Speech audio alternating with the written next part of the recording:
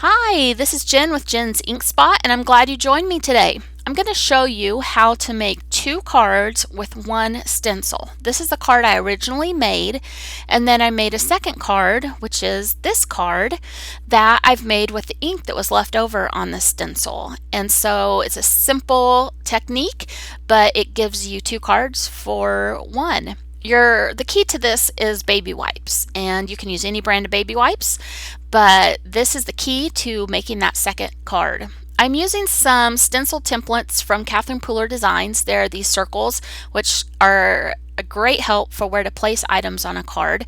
This large one is the 1.5 circle template stencil, and then the smaller size is the 1-inch circle template stencil, and I'm going to use the 0.75 circle template stencil on this card, and that's 3/4 of an inch. I already have my stencil taped down, and I have the cardstock inserted in, and so it's all set up and ready to go. I'm going to be using Catherine Pooler inks for this project, and we're going to start with some pink inks. I'm going to use a blending brush for this, and I'm just getting off the excess ink right now because I'm going to be starting with the It's a Girl ink, which is a little bit lighter in color. So I just wanted to make sure that if I had used a brighter pink prior to this, that it wasn't going to interfere with my color. I'm using some post-it note tape to tape down where I don't want my ink to go. So I'm taping off each of these circles individually, and most of the time I reuse the tape as much as I can so it's not too big of a waste, but this just makes it so much simpler so that I don't have to worry about accidentally inking up a circle or part of a circle that I didn't mean to, unless I don't mask well. So once I have all the tape in place, the masking tape in place, I'm going to take my ink. Like I said, this is It's a Girl from Catherine Pooler. I'm going to gently dip my blending brush into my ink pad and then gently start swirling on my paper.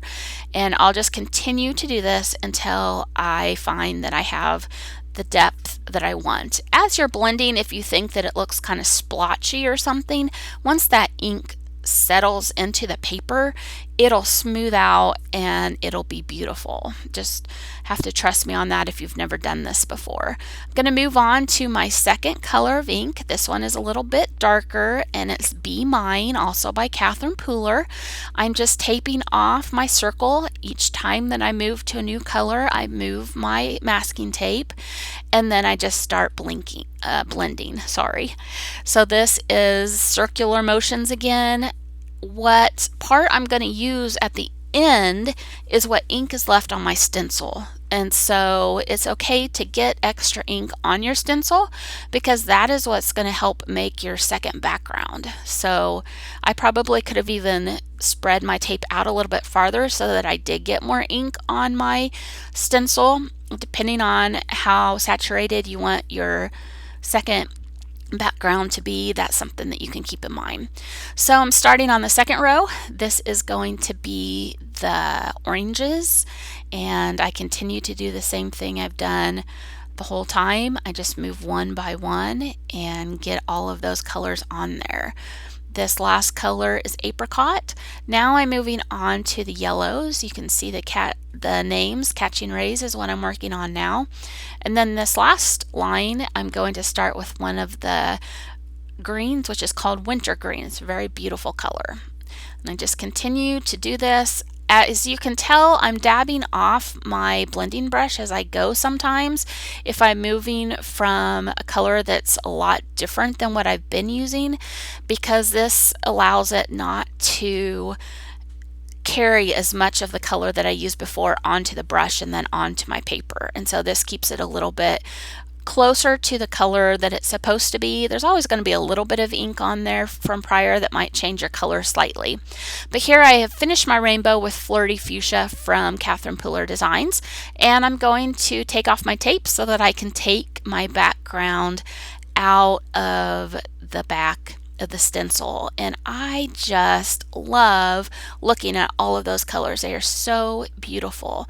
There's so many great ink colors in this line. Here is what that part of this process looks like. So now what we're going to do is make your second background. We're just going to slide another piece of cardstock that I've already cut to size down into the stencil that we've already used.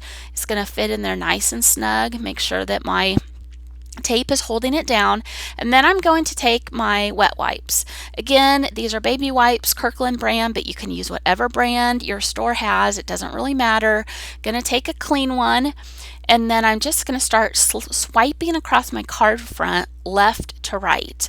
I'm just gonna do one swipe on each row and then just continue to go, and then I'm going to start over with a clean part of my baby wipe and do it all again and get whatever color was left behind. And so you can see as I go how that color changes, and depending on how much ink you have on your stencil will depend how dark it is. So here you can see what it looks like when I take it out. This one is a lot lighter than the first one I did, I think just because I had my tape so close. I'm going to cut it down with the Scallops and Dots dies from Catherine Pooler. This leaves a stitched edge on my cardstock. It also cuts off some of the lightest parts of this card. And so once I take it off, you can see how the rectangle has that pretty pierced edge, stitched edge, and it just makes a neat background. And this is what I did with the first one that I made. I turned it into this card. Here's the original that I started with. So it's pretty cool being able to get two cards out of one stencil use, because it is time consuming sometimes to stencil up all those colors on a stencil. I'm going to show you how this same technique works with a different stencil.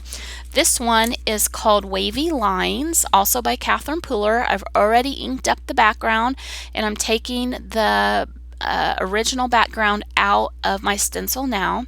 You can see these beautiful bright colors. I just love looking at those again. Now I'm going to put a clean piece of cardstock back in and make sure it's all lined up. And you can see again how much ink is left on that stencil. Why waste all that, right? So take a clean baby wipe, and I'm going to go again from left to right across my card, and you can see as I go how much ink is being transferred onto my paper.